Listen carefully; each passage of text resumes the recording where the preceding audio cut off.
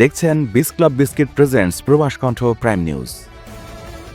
মালয়েশিয়ায় কর্মরত বাংলাদেশি শ্রমিকদের বিভিন্ন সমস্যা, অধিকার, সুরক্ষা ও কল্যাণ নিশ্চিত করতে দেশটির ডিপার্টমেন্ট অব লেবারের সঙ্গে বাংলাদেশ হাইকমিশনের একটি গুরুত্বপূর্ণ সভা অনুষ্ঠিত হয়েছে।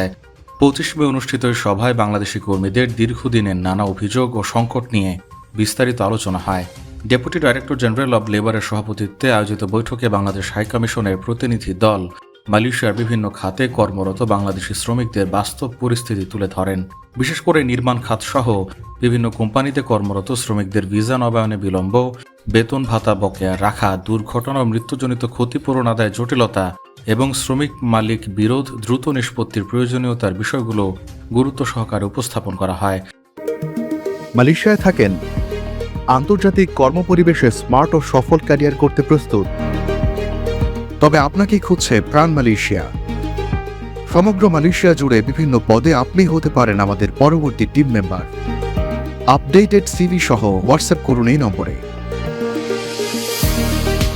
সভায় হাইকমিশনের পক্ষ থেকে জানানো হয়, অনেক বাংলাদেশি কর্মী সময় মতো ভিসা নবায়ন না হওয়ায় অনিশ্চয়তা ও হয়রানির মুখে পড়ছেন।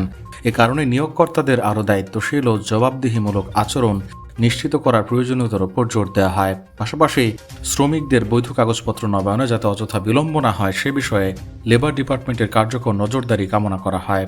সভায় বাংলাদেশ হাইকমিশনের উত্থাপিত সুনির্দিষ্ট সমস্যাগুলোর দ্রুত সমাধানে প্রয়োজনীয় পদক্ষেপ নেওয়া হবে বলে মালয়েশিয়ার লেবার ডিপার্টমেন্ট আশ্বাস দেয়। একই সঙ্গে বাংলাদেশি কর্মীদের স্বার্থ সংশ্লিষ্ট বিষয়ে ভবিষ্যতেও ইতিবাচক সহযোগিতা অব্যাহত রাখার কথাও জানানো হয়। বৈঠকে উভয় পক্ষ বাংলাদেশি প্রবাসী কর্মীদের সামগ্রিক কল্যাণ ও অধিকার সুরক্ষায় পারস্পরিক সহযোগিতা ও সমন্বয় আরও জোরদার করার ব্যাপারে একমত হয়। বাংলাদেশ হাইকমিশন এবং মালয়েশিয়ার লেবার ডিপার্টমেন্টের এই সমন্বিত উদ্যোগকে প্রবাসী বাংলাদেশিদের অধিকার রক্ষায় গুরুত্বপূর্ণ পদক্ষেপ হিসেবে দেখা হচ্ছে।